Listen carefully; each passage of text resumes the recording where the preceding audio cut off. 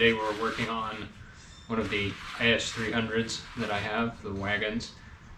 One of the big goals for this build was always to do kind of a cross between a VIP build and a performance build.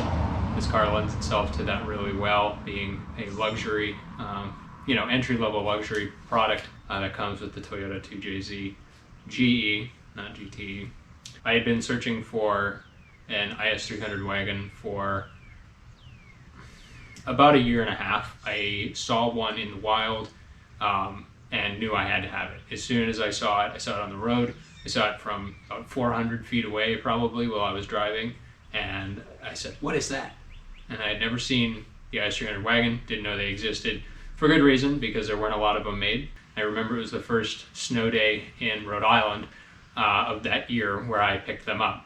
So the adventure begins. We have Shitbox A leading the pack and Shitbox B following behind. Today was the first snow day of the year. It's October 30th, the day before Halloween. We made our stop at AutoZone for some license plate fixtures to put these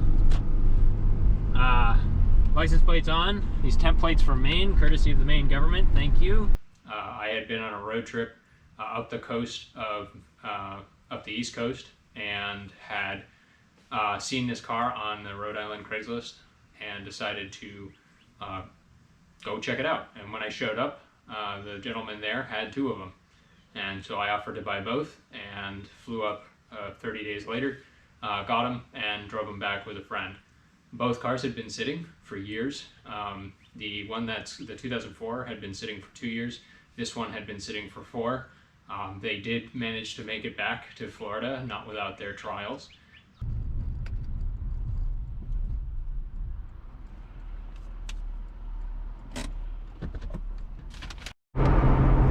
Okay, so we're back on the road. It is now 8 p.m.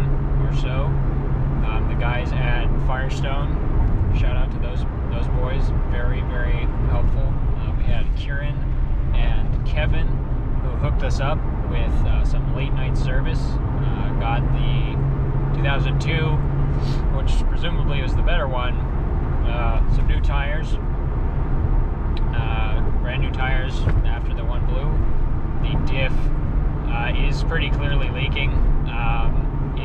There was a good amount of fluid there, but as we know, it's a pretty sticky fluid. The gentleman over there tested it, moved it around, and they didn't feel super uncomfortable about it. They said you could probably get where you're going with what's there. This tire, or this rim that's here now, was so bent, it was rubbing on the portion of the wishbone on the double wishbone suspension, and so we moved it to the back now, and it's got to go about 400 miles. So we're gonna hope for the best, which I feel like is the theme of this entire trip, is hope for the best. Since then, I have daily driven the 2002 and added, modifications that I felt were necessary to make it a really good daily driving car.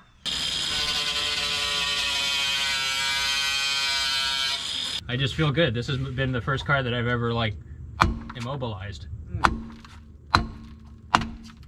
Oh my god, it's like Cadbury cream egg in here.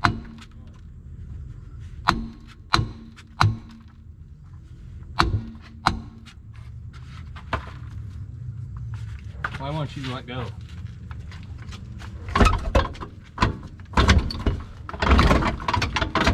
It's kind of fun. It's like, oh, look at all that exciting goo.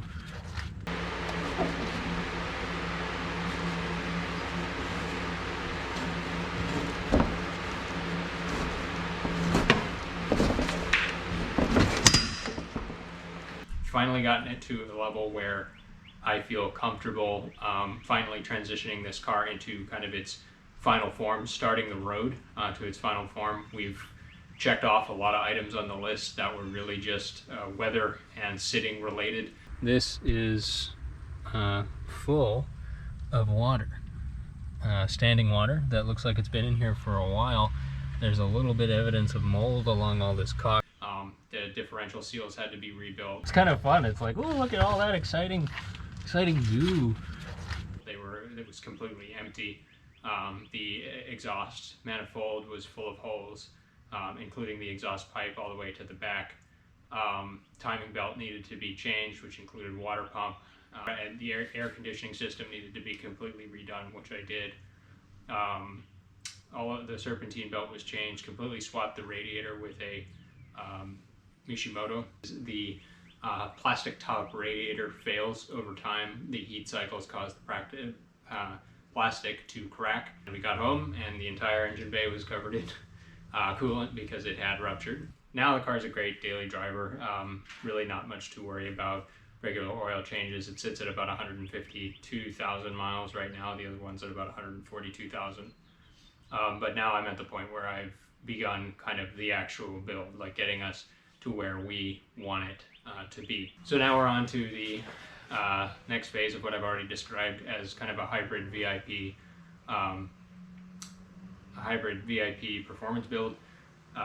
I will be going airbags on this eventually. Currently it is sitting on VC Racing coilovers. The struts had gone out and they needed to be replaced, so went with a quick and easy upgrade. So next phase on this build is the sound deadening piece, and I'm going all in on the sound deadening. This is a luxury car. I want it to be luxury while I'm driving it.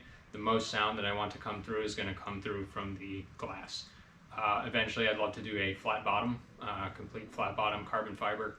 If I can do that, with a little bit of a lip, probably not much lip, but really just looking for completely flat bottom with access panels for maintenance, to really cut down that sound. That'll be huge. But for the interior piece, this car sat for 4 years, and the other car sat for 2 years. The fun thing about this build, this car came with a cream interior, the other car came with a black interior. I want the black interior in this car. Because one car had sat in Rhode Island for 4 years and the other sat for 2, the inside got really smelly. Rhode Island is a very damp place.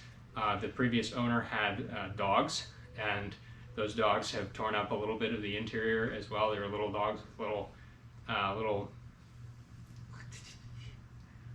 those things. Anyway, claws.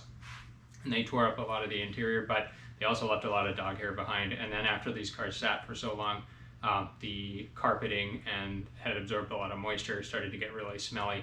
And so I'm taking a totally new approach, for me at least, to replacing all of that as I replace the parts inside, as I swap them over from one car to the other. The biggest thing that I'm doing is replacing all of the carpet jute. Carpet jute is that thick fibery stuff that you find underneath your carpeting and for sound deadening and on the backs of the panels. Toyota used a lot of this stuff.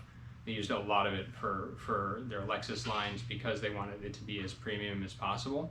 And I'm going to be replacing it with 2 substances to replace the carpet jute underlay. We're going to be using Velara closed cell foam in a 3/8 inch thickness.